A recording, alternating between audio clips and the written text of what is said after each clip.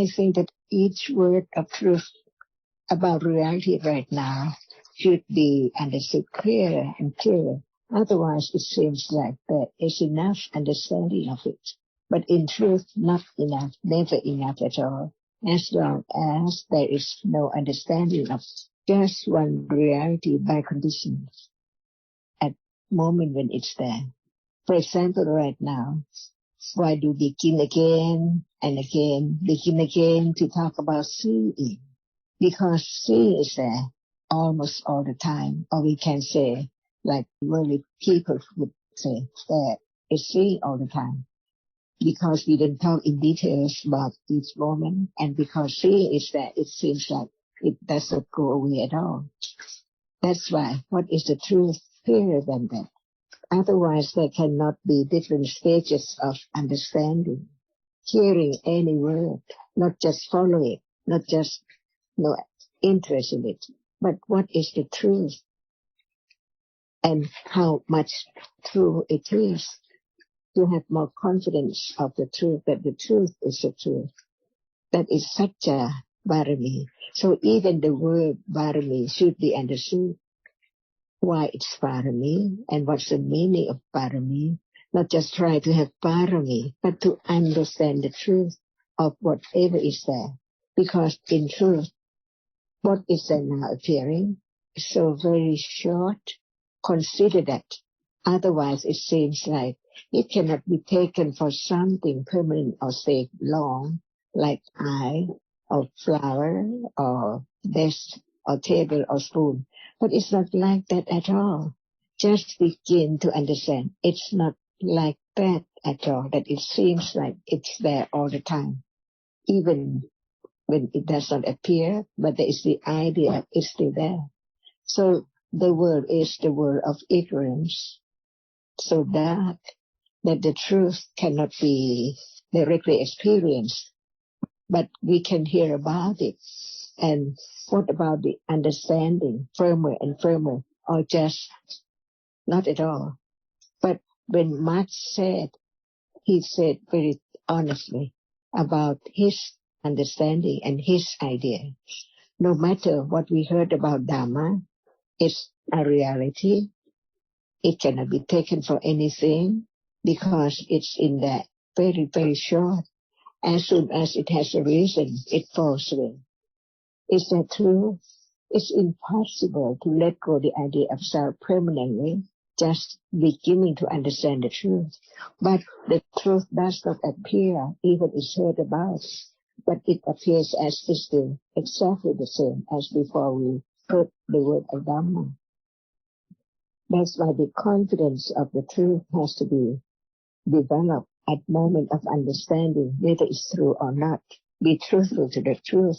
Otherwise, it is not sattva, barami. The word barami comes in. Why? Understanding the truth is barami, because the truth can be directly experienced until it can let go the idea of self permanently, absolutely, never to arise again at all. That's why even just the word of truth that we heard from the beginning just one or two times, it can be more to have more confidence of the truth. Otherwise, the truth is that, but I believe that, and I think like that. But what is right and what is wrong? To be truthful, satya, parami. Otherwise, there cannot be moment of letting go, the clinging to what is there, little by little, in life, normal life, natural life. Because what is now so natural is so true, because it's there by conditions. Nobody can change. Why? They're gone, everything gone before anyone can do anything, or before there can be anything to be done with it. Just hearing, considering, having more confidence. And that's why did Buddha teach for 45 years? Because just for one day or 2 days, it's not enough to let go wrong understanding that has been accumulated for a long time up to now, this moment, from morning up to now. See, that's why right understanding struggle along, while there are moments of akusala that come in time to time. That's why it has to be parami to develop right understanding, to know, to experience the truth, because it's there. The truth is that it arises and falls with, as the truth is there. Right understanding. If it's not this moment, what moment can be directly known of the truth of what is there? It has to be what is there now. No matter it is great joy, very pleasant feeling, no matter what, right understanding can experience the truth when there are enough conditions.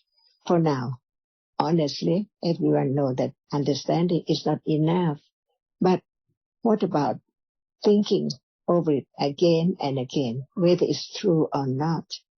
This moment before it arises is not there. But when it's there, it has to be conditioned to arise, to be only such reality. Nobody can change the way it is at all. Just having understanding of the truth, it's a moment of Dhamma, right understanding, and kusala moment support to have more confidence of the truth and not forget about the truth. When one is asked what is meant by forgetfulness, it's moment of akusala. That's why parami is not moment of akusala, but kusala moment is more difficult to arise because the accumulation of akusala is so strong. That's why even just a moment of kusala is so very worthwhile, because it can be conditioned for other moments to arise again and again and again.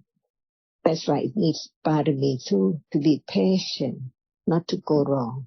So to be truthful from the very beginning of just one word, Dhamma, what is meant, a reality. Can it be true in one moment, like can kusala and akusala arise together or be the same? Impossible. Just only one, conditioned by many, many conditions, to be known as it cannot be taken for anyone can do, or whether there is anyone to do at all. That's why being truthful is parami, to be truthful to the truth. This moment is gone, right or wrong. Seeing is not hearing. They cannot arise together. They have to arise at different moments. And in life, even that so many, many realities conditioned, what is known is only what is there, hearing through 6 doorways only. We talk about Panchadwara Vachana, Sampaditana, Santilana. They do not appear. So what appears is the object of 6 doorways and the experiences of 6 doorways with the Devasitas as different conditions to condition just a moment of that moment and never arise again when it's gone. Just have confidence to condition moment of begin not to forget in life, even just thinking about it. It's only harmless. It can be any moment, just not many moments, but it's enough in the beginning to understand the anatta-ness of whatever is there. And the understanding of anatta-ness itself, letting go the idea of something like my hand or soap or whatever, because it just appears harmless, that's all. So there can be the understanding of different realities at different times, little by little in daily life. The most important thing is in daily life, because that is the way it is conditioned to be kusala or akusala, different moments with different kinds of realities, citasitas, and so on. So very natural, but it's different from moment without understanding. And that is the firm confidence of the path. It has to be by conditions. So whatever arises from morning up to now, by conditions. And conditions the other moment on and on and on. If there is the idea of I, what is I after death? Where is it? And what is meant by death? And what is meant by birth? The reality can be known by the enlightenment of the Buddha. And we heard the word about the truth of what is there. And when there is the understanding that it can be studied, it can be known, it can be realized, it's conditioned for more understanding or thinking about it sometimes by conditions. And that is the way of parami. So parami is not just a word, it's the reality, right understanding, enriched, so it can condition different ways of kusala to be done. Because it understands what is right and what is wrong, and no matter what, it's not anyone at all.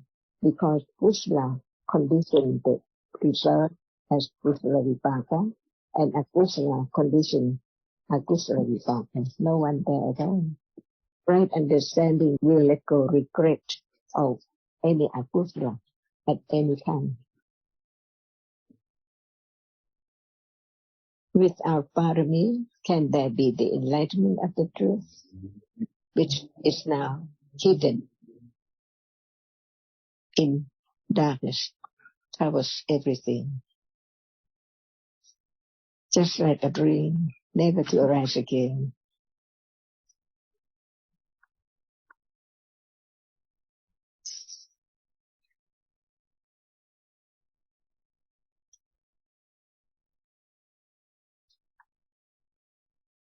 So understanding is the best Sankara Dhamma, because it can understand the truth of what is there now. I'm hearing, I'm thinking. Even we don't use the word, we don't speak out, it's there. So it's not just the word that I think that is I, but even not speak anything about that, the I is there, underlying asava, anussaya, condition what is there in life, and then never to arise again.